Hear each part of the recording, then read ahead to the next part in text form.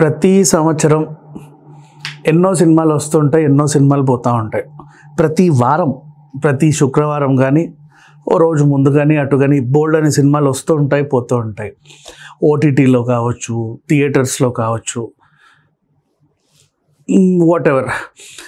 ఇలా చూసుకుంటూ పోతే ఈ వారం రిలీజ్ అయినటువంటి కాంత సచ్ ఏ డైనమిక్ ఫిలిం. అసలు దీన్ని గురించి ఎంత చెప్పినా తక్కువే. అసలు ఇట్లాంటి డైరెక్టర్స్ కూడా మన దగ్గర ఉన్నారా ఇంకా? అసలు వీళ్ళకి ఎన్ని అవార్డులు ఇవ్వాలి, ఎన్ని రివార్డులు ఇవ్వాలి, అసలు ఎంత పొగడాలి, ఏం చేయాలి? ఒక కిరీటం పెట్టాలి ఇంకా చెప్పాలి అంటే. ఉత్తమ డైరెక్టర్స్కి ఎవరికైనా పెట్టాలి అనుకుంటే చాలామంది ఉన్నారులే, అరుదుగా కొంతమంది అప్పుడప్పుడు వస్తూ ఉంటారు, లైక్ సెల్వరాజ్ లాంటి వాళ్ళు. కాంత అనే ఒక సినిమా, యాక్చువల్గా ఈ సినిమా కథ ఏంటంటే 1950 బ్యాక్డ్రాప్లో జరిగే స్టోరీ అనమాట. ఆ టైంలో త్యాగరాజన్ గారు అని ఒక మంచి హీరో ఉండేవాడు. ఆయన 1910లో జన్మించి 1950 అంతే 59 అంత మంచి మరణించడం కూడా జరిగింది. ఆయన బ్రతికున్నప్పుడు అతను అప్పుడు ఒక పెద్ద సూపర్ స్టార్ అనమాట. ఆ రోజుల్లో ఒక మంచి దిగ్గజ డైరెక్టర్ అయ్యా. వీళ్ళిద్దరు కాంబినేషన్లో ఒక సినిమా స్టార్ట్ అయింది. తర్వాత ఏంటో కొన్ని కారణాల వల్ల అది ఆగిపోవాల్సి వస్తుంది. ఆఫ్టర్ 8 years మళ్ళీ ఆ సినిమాని తెరకెక్కించాలనుకుంటారు. ఈలోపు వీళ్ళిద్దరి మధ్యలో క్లాషెస్ వస్తాయి. హీరోకి డైరెక్టర్కి పడకపోవడం, జస్ట్ డైరెక్టర్ని కుర్చీలోనే కూర్చోబెట్టి మొత్తం హీరో అంతా కథను తిప్పడం, క్లైమాక్స్ మార్చేయడం. శాంత అనే సినిమా స్టార్ట్ అయినప్పుడు దాన్ని కాంతగా మార్చడం.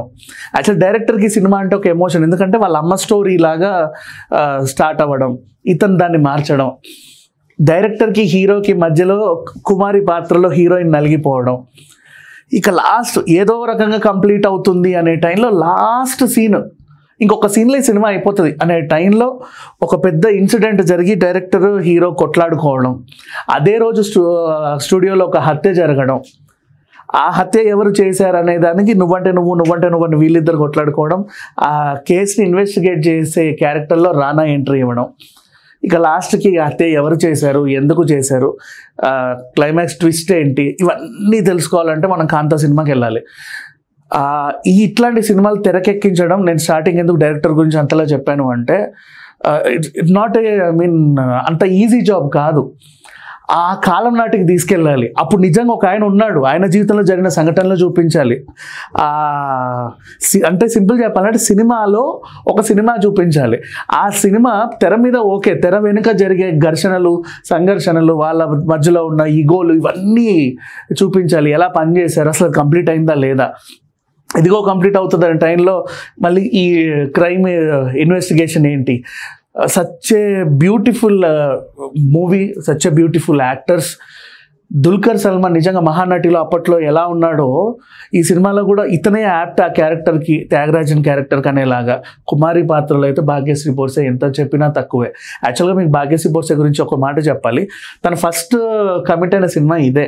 ఇది ఇప్పుడు రిలీజ్ అయింది. ఈలోపు ఆవిడ నటించిన కింగ్డమ్, అబ్బాయి బచ్చన్ సినిమాలు రిలీజ్ అయ్యాయి. అందులో ఆమె పర్ఫార్మెన్స్ ఏంటి ఇలా ఉందంటే కొంచెం అటు ఇటుగా ఉంది అని అనుకున్నారు. కానీ డైరెక్టర్స్ చేయించుకోవాలి పనులు ఏదైనా సరే, ఇంకా దాని గురించి ఇంకా మనం ఏం మాట్లాడలేం. బట్ ఇక్కడ కుమారి పాత్రలో తను అలా ఒదిగిపోయింది. అసలు ఆ రోజుల్లో నిజంగా ఆ ఆవిడనే చూస్తున్నామా అనేలాగా. అండ్ సముద్రకని గారు అయితే ఆయన అసలు ఇందులో నటుడు కాదు, అయ్యా పాత్రలో ఒక డైరెక్టర్గా ఒదిగిపోయాడు. అసలు తన కెరీర్ బిగ్గెస్ట్ పర్ఫార్మెన్స్ ఏదైనా మాట్లాడుకుంటే ఇదే అని చెప్పుకోవాలి. దుల్కర్ సల్మాన్ అయినా అంతే. ఈవెన్ రానా ఎంట్రీ ఇచ్చినప్పటి నుంచి కథ మారుతూ ఉంటుంది. అండ్ బ్యాక్గ్రౌండ్ మ్యూజిక్ అయితే మిమ్మల్ని అసలు ఆ లోకానికి తీసుకెళ్ళిపోతుంది. కెమెరా పనితనం కూడా ఆ లోకానికి పట్టుకెళ్ళిపోతుంది.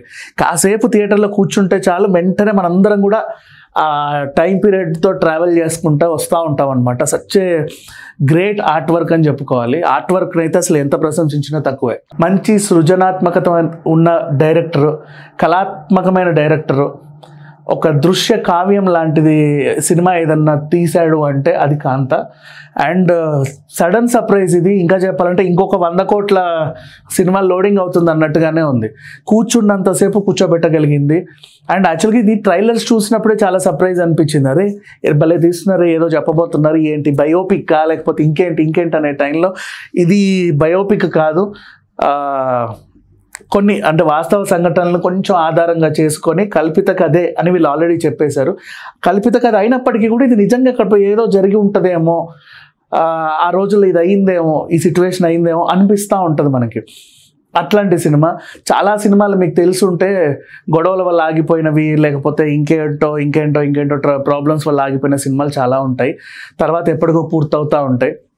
అసలు అక్కడ ఏం జరుగుతుంది, సెట్లో ఆ ఘర్షణ ఏంటి, వీళ్ళకి ఎందుకు పడట్లేదు, ఇట్లాంటివి చాలామంది మాట్లాడుకుంటారు. ఇప్పుడు అంటే బోల్డ్ అన్ని ఛానల్స్ ఉన్నాయి కాబట్టి అందరూ డిస్కషన్లు చేసుకుంటూ ఉంటారు. కానీ ఆ రోజుల్లో నిజంగా ఇలాంటి ఇన్సిడెంట్ ఒకటి జరిగిందా అనేలాగా కళ్ళకు కట్టినట్లుగా చూపించారు. అందరి పర్ఫార్మెన్స్ ఎక్సలెంట్.